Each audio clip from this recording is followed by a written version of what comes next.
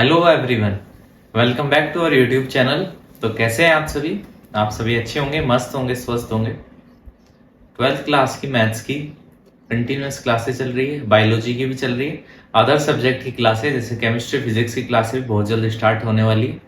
तो आप चैनल को सब्सक्राइब कर लें और वीडियो अच्छी लग रही है तो वीडियो को लाइक करें और शेयर भी कर दें चैनल को। जो भी ग्रुप में आप लिंक है फेसबुक व्हाट्सएप पे भी शेयर कर दो।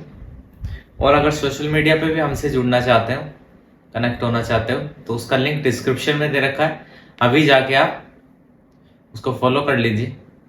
तो आइए स्टार्ट करते हैं। हमारा मैथ्स में फर्स्ट चैप्टर चल रहा है जिसमें हमने रिलेशन फंक्शन के बारे में समझ लिए हैं। उसके अलावा आप मिसलेनियस एग्जाम्पल्स और मिसलेनियस एक्सरसाइज के क्वेश्चंस बचते हैं, वो और देखेंगे हम, तब हमारा चैप्टर जो है वो प्रॉपर कंप्लीट होगा। तो आज हम देखते हैं मिसलेनियस एक्सरसाइज के क्वेश्चंस जो एग्जांपल के हैं। तो आइए स्टार्ट करते हैं वीडियो को। तो देखो क्वेश्चन है, if R1 and R2 are equivalence relation. देखो R1 एंड R2 जो है वो क्या है, इक्विवेलेंस रिलेशन है। ठीक है, इक्विवेलेंस रिलेशन है, रिलेशन की बात हो रही है, तो इसका मतलब क्या है कि ये रिफ्लेक्सिव, सिमेट्रिक और ट्रांजिटिव तीनों है। ठीक है, उसके अलावा in a set A, equivalence relation किसमें, सेट ए पे इक्विवेलेंस रिलेशन है। ठीक है, R1 R2। उसके बाद दे रखा show that R1 intersection R2 is also equivalence relation, is also equivalence relation। ठीक है, क्वेश्चन आपको समझ में आ गया होगा।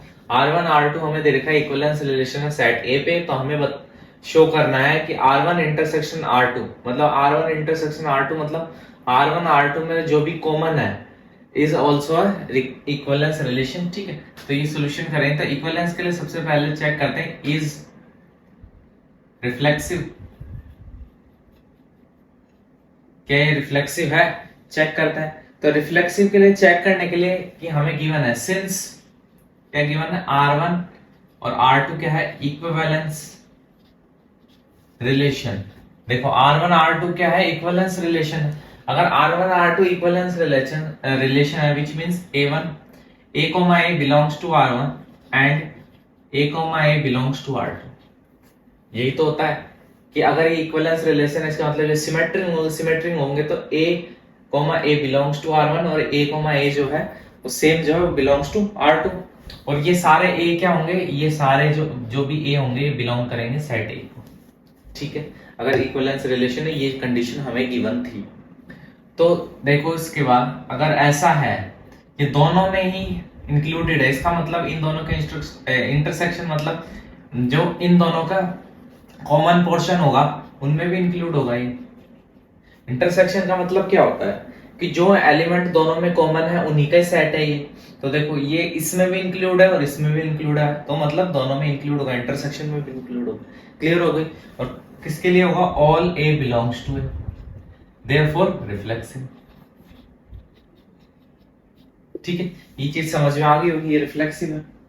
ठीक है, अब नेक्स्ट अपन चेक करते हैं कि रिफ्लेक्सिव देख लिया, अब देखते हैं क्या ये सिमेट्रिक है कि नहीं है, इज सिमेट्रिक, क्या ये सिमेट्रिक है कि नहीं है, सिमेट्रिसिटी चेक करते हैं। अब सिमेट्रिक के लिए क्या कहते हैं हम, सिमेट्रिक के लिए देखिए हमें पता है A, B belongs to R1 intersection R2। अगर ऐसा है तो B, A भी बिलोंग करना चाहिए R1 इंटरसेक्शन R2 को, तब हम कह देते हैं ये सिमेट्रिक है। तो हम जानते हैं अगर ऐसा है, इंटरसेक्शन है, तो इसका मतलब क्या है कि A, B belongs to R1 and A, B belongs to R2। अगर हमने माना कि ये इंटरसेक्शन से बिलोंग कर रहा है व्हिच इंप्लाइज कि ये जो है R1 से भी बिलोंग कर रहा होगा, R2 से भी बिलोंग कर रहा होगा। ये चीज समझ में आ गई होगी, क्यों कर रहा होगा, क्योंकि ये दोनों इक्विवेलेंस रिलेशन है। ठीक है, ये भी चीज पता है। लेकिन अगर ये दोनों एलिमेंट A, B जो है वो बिलोंग कर रहे हैं इन दोनों के इंटरसेक्शन से, मतलब ये चीज R1 में भी इंक्लूड थी, ये चीज R2 में भी इंक्लूड थी, तभी तो इनके इंटरसेक्शन के सेट में ये इंक्लूड होगी। इंटरसेक्शन का मतलब ही क्या होता है कि जो दोनों में कॉमन चीज जो है, मतलब जो एलिमेंट दोनों में कॉमन है वही इंटरसेक्शन में आएंगे, व्हिच मींस ये दोनों के पास थे। ठीक है, क्लियर हो गई। तो ये क्या इंप्लाइज करता है, ये इंप्लाइज करता है कि b comma a belongs to r1 and b comma a belongs to r2। ये करता है कि जस्ट इसका रेसिप्रोकल जो है b कॉमा a और b कॉमा a जो है वो भी r1 और r2 को बिलोंग करेगा। क्यों करेगा, क्योंकि since r1 and r2 are equivalence. क्यों है ऐसा, क्योंकि r1 r2 क्या है, इक्विवेलेंस रिलेशन है, इक्विवेलेंस रिलेशन है। ठीक है, अब इक्विवेलेंस है इसका मतलब हमने देखो कहा a comma b belongs to r1, a comma b belongs to r2। अगर ये इक्विवेलेंस है देयरफॉर सिमेट्रिक भी होने चाहिए। सिमेट्रिक कब होंगे, कि जब b comma a belongs to r1 हो और b comma a belongs to r2 हो, तभी जो इक्विवेलेंस, तभी तो सिमेट्रिक होंगे ना। तो इसलिए ये b comma a belongs to r1 और b comma a belongs to r2 हो जाएंगे। क्यों, क्योंकि ये इक्विवेलेंस रिलेशन है और हमें पता है अगर इक्विवेलेंस है तो सिमेट्रिक भी होंगे। ठीक है, तो ये क्या इंप्लाइज करता है, therefore b comma a belongs to r1 intersection r2। ठीक है, therefore symmetric, जो रिलेशन है वो कैसी सिमेट्रिक है, समझ में आ गई होगी। ठीक है, कौन सी रिलेशन सिमेट्रिक है, r1 इंटरसेक्शन r2। क्लियर हो गई होगी यहां तक की पिक्चर। ठीक है, अब नेक्स्ट जो चीज चेक करते हैं अपन इक्विवेलेंस के लिए वो क्या होती है, ट्रांजिटिव चेक करते हैं। तो देखो ट्रांजिटिव चेक करते हैं, क्या ये इज ट्रांजिटिव, क्या ये ट्रांजिटिव है कि नहीं है, ये चीज चेक करते हैं।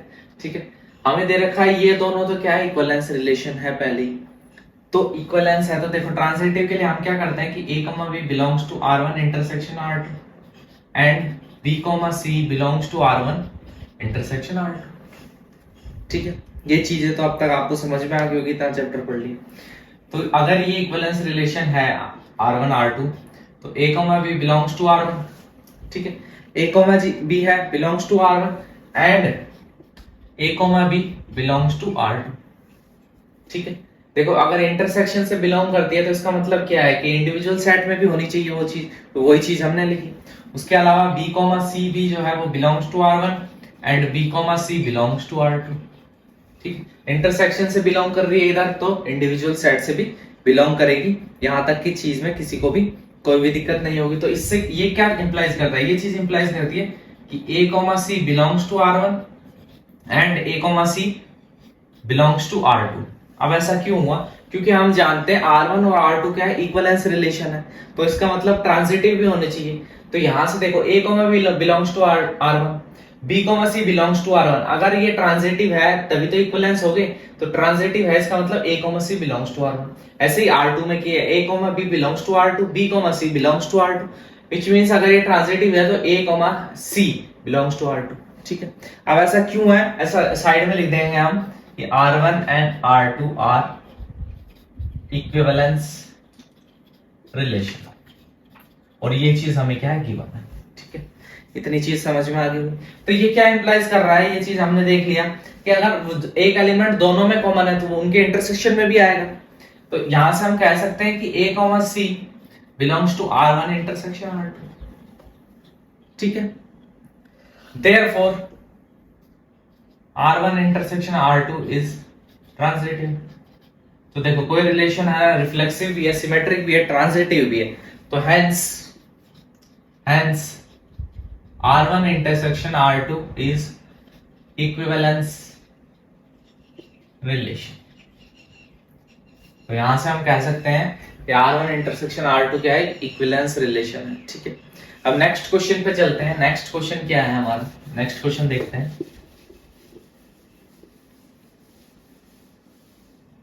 देखो क्वेश्चन नंबर सेकंड देखो, let r be a relation on the set a of, देख r be relation on set a of, set a किसका है, ordered pair of positive integer, ordered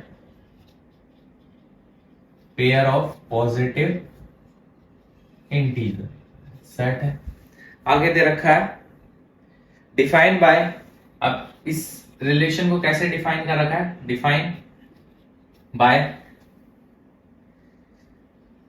कैसे डिफाइन कर रखा है इसको कि x, y relation u, v, x, y relation u, v defined by x, y relation u, v if and only if and only if u v is equal to yu। ठीक है, ये relation लगाने के बाद ये हो रहा है इफ एंड ओनली इफ ये दिस। ठीक है, show that the R is equivalence relation. अब क्या बोल रहा है, show that R is equivalence relation. ठीक है, क्वेश्चन समझ में आ गया होगा। क्या क्वेश्चन है कि आर को रिलेशन दे रखा है सेट ए पे, order pair of positive integer है, मतलब ए सेट जो पॉजिटिव इंटीजर का डिफाइन किया जाता है x, y रिलेशन है उसका u, v से, तो उसको कैसे लिखेंगे, u v is equal to yu। ठीक है, शो करना है आर क्या है, इक्विवेलेंस रिलेशन है। ठीक है, चीज क्लियर होगी। तो हम देखो इसको क्या करते हैं, सबसे पहले चेक करते हैं। अब देखो कैसे चेक करेंगे वो चीज समझते हैं। तो इक्विवेलेंस के लिए सबसे पहले क्या देखते हैं, इज रिफ्लेक्सिव, क्या ये रिफ्लेक्सिव है, जो चीज हम देख रहे हैं, जो रिलेशन दे रखा है वो क्या रिफ्लेक्सिव है। तो रिफ्लेक्सिव है कि नहीं ये कैसे चेक करेंगे। अब रिफ्लेक्सिव है तो x, y relation x, y करके देखते हैं। मतलब यही तो होता है कि जो सेम है, जैसे a लेते थे तो सेम आना चाहिए रिलेशन के, वैसे x, y है तो x, y लगा के देखते हैं क्या सेम आ रहा है। सेम आ रहा है तो है ये क्या है, इक्विवेलेंस है, मतलब रिफ्लेक्सिव हो जाएगा तो इक्विवेलेंस की तरफ एक स्टेप आगे चले जाएंगे। अगर नहीं होगा तो खत्म हो जाएगा। तो देखो यहां तक आ गया समझ में। अब ये किसके लिए है, all x, y belongs to set a. ये जो रिलेशन है ये all x, y belongs to set of positive integer है। ठीक है, अब हम लगाते हैं रिलेशन। अब रिलेशन लगाएंगे तो देखो x, y is equal to y x। देखो रिलेशन में यही तो है, y v और y u। वैसे देखो x, y x। ठीक है, देखो अब यहां से x की जो वैल्यू है उसको y की वैल्यू से मल्टीप्लाई और y की x से, तो मल्टीप्लीकेशन जो हमेशा सेम ही आएगा। कोई डिफरेंस होगा मल्टीप्लीकेशन, नहीं होगा। तो r क्या होगा, r इज रिफ्लेक्सिव। चीज समझ में आ गई होगी आप। हमने क्या किया, हमने x, y पे रिलेशन लगाई x, y। क्यों, क्योंकि हम जब भी रिफ्लेक्सिव करते हैं तो सेम का सेम से ही करते हैं। ठीक है, तो हमने सेम का सेम से चेक किया। ठीक है, तो हमने देखा कि लगा के x y is equal to y x आया, तो ये सेम ही है, तो आर रिफ्लेक्सिव हो गया। ठीक है, अब नेक्स्ट क्या चेक करते हैं, नेक्स्ट हम चेक करते हैं इक्विवेलेंस के लिए सिमेट्रिक। क्या ये सिमेट्रिक है, इज सिमेट्रिक। सिमेट्रिक चेक करते हैं। अब सिमेट्रिक कैसे चेक करते हैं, तो देखो सिमेट्रिक के लिए क्या करते हैं, इफ x, y जो है वो रिलेशन में है u, v के। x, y अगर रिलेशन में है u, v के, तो विच इंप्लाइज क्या होगा, u xv is equal to y। अब देखो इसके बाद हम इनको रीअरेंज कर सकते हैं। कैसे करेंगे, uy is equal to vx। ठीक है, uy और vx, बस कुछ नहीं किया, रीअरेंज किया है। ठीक है, मल्टीप्लीकेशन में है, रीअरेंज कर लिया, इसको यहां लिख दिया, इसको यहां लिख दिया, कोई दिक्कत नहीं। ठीक है, इसके बाद देखो अभी हम क्या कर रहे थे, यहां से इस स्टेप पे आए थे। यहां से देखा हमने फर्स्ट का फोर्थ के साथ और ये सेकंड का थर्ड के साथ ऐसे लिख लिया था। अब हम इस स्टेप पे जाना चाहते हैं, तो हम कैसे करेंगे, रिलेशन देखो फर्स्ट का होता है फोर्थ के साथ और इसका इस वाले का थर्ड का होता है, ये मान लो ये है यहां से, ये सेकंड का आता है, तो ये आ जाता है यहां से थर्ड। ठीक है, तो देखो हमने लेके चले थे एक्स वाई जो रिलेशन में यू वी में, अब जस्ट इसका रिवर्स आ गया कि u v relation x y है। तो सिमेट्रिक में हम यही तो करते हैं कि एक्स कोमा वाई जो है वो रिलेशन में, तो वाई कोमा एक्स भी होना चाहिए, तो ये सेम आ गया। Therefore R is symmetric. R जो है वो क्या है, सिमेट्रिक। समझ में आ गई होगी यहां से चीज। ठीक है, अब नेक्स्ट अपन क्या चेक करते हैं, नेक्स्ट चेक करते हैं ट्रांजिटिविटी। क्या ये ट्रांजिटिव है, ये ट्रांजिटिव, क्या ये जो है ये ट्रांजिटिव है। अगर है तो if x comma y relation में है यू वी के, ठीक है, एक्स कोमा वाई रिलेशन में है यू वी के और यू वी जो है वो रिलेशन में है ए कोमा बी के।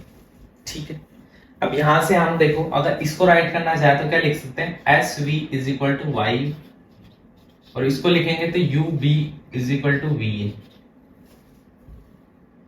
ठीक है, यहां तक समझ में, यहां तक किसी को कोई भी दिक्कत नहीं। अब इसको देखो, इसको हम कैसे लिख रहे हैं, यहां से इस v को यहीं रहने दे रहे हैं, ये इक्वल टू में तो इधर जाके डिवाइड हो जाएगा। ठीक है, is equal to y upon x, कुछ नहीं किया, इधर से इधर शिफ्ट कर दिया, क्रॉस मल्टीप्लाई कर। ठीक है, ऐसे नेक्स्ट को भी हम ऐसे लिख सकते हैं। कैसे लिखेंगे नेक्स्ट को, देखो अगर यहां से नेक्स्ट को लिखना चाहे तो v upon u is equal to a upon b, v upon u is equal to a upon b। देखो ये v है, ये v हो गया, v upon u is equal to b upon. ठीक है, समझ में आ गई। अब ये यहां से ये चीज समझ में आ गई होगी हम आपको, हमने कैसे लिखा है। ठीक है, अब यहां से देखो वी यू और वी यू दोनों जो चीज है वो किसकी सेम वैल्यू है, वी यू की। तो ये क्या इंप्लाइज करता है कि y upon x is equal to b upon. देखो अब यहां से हमें ट्रांसलेटिव प्रूव करना है, तो ट्रांसलेटिवली हमें पता है कि एक्स वाई को हमें करना है रिलेशन में हो जाए ए बी के। ठीक है, तो ये ट्रांसलेटिव हो जाएगा।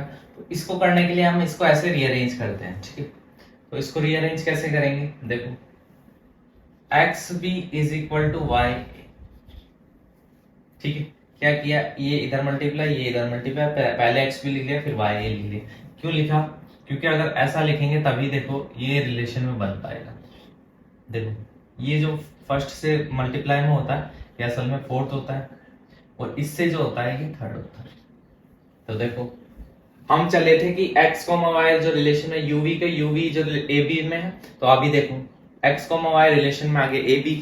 क्लियर, तो ये ट्रांसलेटिव नहीं हो गया, देयरफॉर r क्या हो गया, r इज ट्रांसलेटिव। चीज समझ में आ गई होगी आपको। हम ट्रांसलेटिव में क्या लेकर चलते हैं, a कोमा b जो है वो बिलोंग करता है रिलेशन को, तो b कोमा c भी अगर रिलेशन को बिलोंग करता है तो a कोमा c भी रिलेशन को बिलोंग करना चाहिए। तो यही चीज है, देखो x कोमा y जो रिलेशन में uv के, uv रिलेशन में है ab के, तो x कोमा y भी रिलेशन में आ जाए ab के। तो हमने ये सब प्रूफ किया। ठीक है, तो हम यहाँ पे पहुंच गए कि x कोमा y जो है वो रिलेशन में ab के, r ट्रांसलेटिव हो गया। समझ में आ गया। यहां से इस स्टेप से इस पे आ रहे थे, यहाँ पे इससे इस पे चले गए, बस जस्ट रिवर्स कर दिया। तो R जो है वो क्या हो गया, ट्रांजिटिव हो गया। तो देखो R symmetric, reflexive, symmetric, transitive तीनों है, hence R is equivalence relation, R is in equivalence relation. ठीक है, ये चीज समझ में आ गई होगी, क्वेश्चन जो है वो क्लियर हो गया होगा। अब ऐसे ही हम चलते हैं हमने नेक्स्ट क्वेश्चन पे। नेक्स्ट क्वेश्चन, थर्ड क्वेश्चन क्या कह रहा है, देखो क्वेश्चन नंबर थर्ड है, लेट x, x एक सेट दे रखा है जिसमें एलिमेंट है 1 2 3 4 5 एंड 6 एंड 7 8 एंड 9। ठीक है, let r1 be the relation in x given by, देखो r1 be relation in x given by, r1 एक रिलेशन लगाई x पे जो गिवन बाय कि r1 is equal to x comma y, x minus y is divisible by 3, एक relation लगाया। ठीक है, and r2 is another relation, and r2 is another relation in x। ठीक है, r2 एक दूसरी रिलेशन लगाई हमने, कहां पे लगाई, ऑन x, x पे एक और अनदर रिलेशन लगाई r2। अब r2 रिलेशन क्या है, r2 relation is given by क्या है, x कोमा y। ठीक है, इज क्या है, जो x कोमा y का सबसेट क्या है, 4 5 7 1 4 7 है, और ठीक है, और क्या है, x कोमा y सबसेट है 2 5 8, और x कोमा y 3 6 9, ठीक है, show that R1 is equal to R2। ठीक है, क्या किया हमने, दो रिलेशन दे रखे हैं। फर्स्ट दे रखा है कि x minus y is divisible by 3। R2 दे रखा है अनदर रिलेशन कि x कोमा y जो है वो सबसेट होंगे 147 के, और x कोमा y जो है वो सबसेट हो सकते हैं 258 के, या फिर x कोमा y 369 के सबसेट होंगे। शो दैट R1 जो है वो R2 के इक्वल है। ठीक है, ये चीज समझ में आ गई होगी। क्या चीज समझ में आ गई? यहां से हमें ये तीनों से, अब देख रहे हैं हम ये 1 2 3, ये तीनों सेट दे रखे हैं। ये तीन सेट नहीं दे रखे R2 में, 147 258 369। ठीक है, अगर दो इनमें इन सेट में किसी भी दो एलिमेंट का डिफरेंस लेंगे, ठीक है, वो जो दो एलिमेंट का डिफरेंस लेंगे तो वो डिविजिबल मल्टीपल ऑफ 3 हो जाएगा, मतलब डिविजिबल बाय 3 हो जाएगा। मल्टीपल ऑफ 3 का मतलब क्या होता है कि डिविजिबल बाय 3। देखो 4 में से 1 माइनस करोगे क्या आएगा 3, डिविजिबल बाय 3। 7 में से 4 माइनस करोगे कितना आएगा 3, ये क्या हो जाएगा डिविजिबल बाय 3। 7 में से 1 माइनस करोगे कितना आएगा 6, डिविजिबल बाय 3। वैसे ही आप सेकंड में चेक कर लो 258 में 369 में। तो हमने क्या चीज नोट करी सॉल्यूशन में, देखो note the characteristics of sets. In sets की जो कौन कौन से सेट्स है, सेट है 1 4 7, ठीक है, कौन से है 1 4 7 258 एंड 369। ठीक है, इन सेट्स की क्या कैरेक्टरिस्टिक नोट करी, डिफरेंस बिटवीन टू एलिमेंट, इनमें नोट किया हमने difference between two elements is multiple of 3। किन्हीं भी दो एलिमेंट का डिफरेंस जो है वो मल्टीपल किसका होगा 3 का होगा। आप अभी मैंने करके दिखाया 4 में से 1 माइनस कर लिया, 1 में से 4 माइनस कर लो, साइन का फर्क पड़ेगा, लेकिन जो होगा क्या होगा मल्टीपल ऑफ 3 तो होगा। क्लियर हो गई होगी ये चीज। ठीक है, अब हम नेक्स्ट चीज देखते हैं। देखो मैं यहां से रब कर रहा हूं उसको। ठीक, अब देखो देयरफॉर x, y जो है वो बिलोंग करता है रिलेशन R1 को। देखो जो x, y था वो अगर R1 को रिलेशन को बिलोंग करता है तो ये इंप्लाइज करता है, क्या इंप्लाइज कर रहा है कि x minus y is multiple of 3। x, y वो क्या है मल्टीपल ऑफ 3 है। ठीक है, R1 रिलेशन में क्या दे रखा है, यही तो दे रखा है कि x, y जो है वो R1 में बिलोंग करेंगे, तो इसका मतलब है x, y x minus y जो है वो मल्टीपल ऑफ 3 होंगे। ठीक है, ये क्या इंप्लाइज कर रहा है कि x, y जो है अगर मल्टीपल ऑफ 3 है तो इसका मतलब इन्हीं सेट में से होने की यही सेट होंगे, इनके अलावा होंगे ही नहीं। आप लेके देख लेना जो x सेट दे रखा है उनमें इन एलिमेंट के अलावा कुछ भी एलिमेंट आ ही नहीं सकता, जो डिफरेंस करेंगे तो वो मल्टीपल ऑफ 3 आएगा। ठीक है, कौन कौन से एलिमेंट, ये जो सेट में दे रखे हैं 147, ठीक है, और 258 और 369, इनके अलावा कोई भी ऐसा सेट बन ही नहीं सकता एलिमेंट्स का जो क्या हो मल्टीपल ऑफ 3 हो, अगर उसमें से एक एलिमेंट में से दूसरा एलिमेंट माइनस करे तो। ठीक है, तो हम यहां से कह सकते हैं कि x, y जो है वो सबसेट है किसका, किसका सबसेट है, ये सारे सेट लिख लिए। देखो x, y सबसेट है 147 का, x, y सबसेट है 258 का, x, y सबसेट है 369 का। ठीक है, तो यहां से हम कह सकते हैं x, y जो है ये सारे x, y बिलोंग करते हैं रिलेशन 2। रिलेशन 2 में ही तो दे रखे थे ये सारे, और रिलेशन 1 में जो सेट दे रखा है उस सेट में से x minus y multiple of 3 होना चाहिए। तो किन्हीं भी दो का डिफरेंस x, y का डिफरेंस जो है वो मल्टीपल ऑफ 3 होना चाहिए। तो इन सेट के अलावा कुछ भी नहीं बन सकता जिनका डिफरेंस जो है वो मल्टीपल ऑफ 3 आ जाए। तो इसका मतलब क्या है कि x, y का बिलोंग करता है R2 से, रिलेशन 2 से। तो हैंस हम ये कह सकते हैं कि R1 जो है सबसेट है R2 का। ठीक है, मतलब R1 जो है, R1 में जो भी एलिमेंट है वो सारे R2 में इंक्लूड है। ठीक है, R1 रिलेशन में जो भी रिलेशन बनेगा, जो भी सेट बनेंगे वो सारे किसमें है R2 में है। ठीक है, क्लियर हो गई होगी चीज। सिमिलरली हम ये भी कह सकते हैं, सिमिलरली एक बार तो हमने कर लिया कि हम R1 को सबसेट बना दिया R2 को। अब R2 को जो है R2 सबसेट हो जाएगा R1 का, ये भी हमें प्रूव करना पड़ेगा। ठीक है, तो ये हम कैसे प्रूव करेंगे, ये हम प्रूव करेंगे। देखो सिमिलरली x कोमा y क्या है, belongs to R2। x comma y क्या करते हैं, बिलोंग करते हैं R2 से। तो ये क्या इंप्लाइज करता है, ये रिलेशन से इंप्लाइज करता है कि x कोमा y जो है सबसेट है 147 के, या फिर और 258 के और 369, इन सभी के क्या है, सबसेट है। क्लियर हो गई यहां तक चीज, ठीक है। तो ये क्या इंप्लाइज कर रहा है, ये इंप्लाइज कर रहा है कि x माइनस वाई जो है इज मल्टीपल ऑफ 3। इन जो सेट दे रखे इनमें से किन्हीं भी दो का डिफरेंस करोगे मल्टीपल ऑफ 3 नहीं आएगा, ठीक है। ये हमने पहले भी देखा है। तो जस्ट उसी का तो रिवर्स कर रहे हैं कि x को माइनस वाई, पहले देखो, पहले R2 सेट से R1 सेट पे गए थे कि जो है R1 से हमने स्टार्ट करके बोला था ये बिलोंग करता है R2 से। अब हम बोलेंगे R2 से कि ये बिलोंग करता है R1 से। तो अगर ऐसा है तो x y जो है वो बिलोंग करता है R1 से। अगर मल्टीपल ऑफ 3 हो गए तो रिलेशन 1 से बिलोंग नहीं करेगा, रिलेशन 1 से बिलोंग करेगा। तो हेंस R2 जो सबसेट है R1 का, मतलब R2 में जितने भी चीजें हैं, जितने भी एलिमेंट है वो सारे किसमें है, R1 में।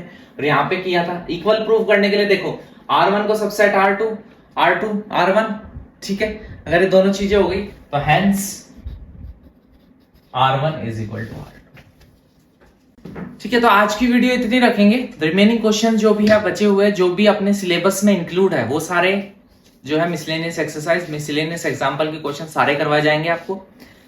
ऐसा नहीं है कि मिसलेनियस एक्सरसाइज खत्म हो गई, इसका एग्जांपल खत्म हो गया। रिमेनिंग क्वेश्चन जो है वो नेक्स्ट वीडियो में कराए जाएंगे। आपके लिए शॉर्ट और अच्छे क्वेश्चंस की वीडियो लाई जा रही है, ताकि आप इंटरेस्ट के साथ आराम से वीडियो को देख के पढ़ सके, बोर ना हो। लंबी वीडियो में बोर हो जाएंगे आप, ठीक है। अभी आपके पास टाइम भी है तो आराम से टॉपिक को और क्वेश्चंस को कवर करते हुए चलेंगे। वीडियो कैसी लगी हमें कमेंट सेक्शन में जरूर बताएं। अगर वीडियो अच्छी लगी हो तो वीडियो को लाइक करें, चैनल को सब्सक्राइब करें और शेयर करें वीडियो को ज्यादा से ज्यादा। चैनल को भी शेयर करें ज्यादा से ज्यादा, जिस भी ग्रुप में आप लिंक है। मिलते हैं नेक्स्ट वीडियो में, तब तक के लिए सोशल मीडिया पे हमें फॉलो करें, वीडियो को शेयर करते रहें और देखते रहें हमारे चैनल को। Bye, take care, love you all.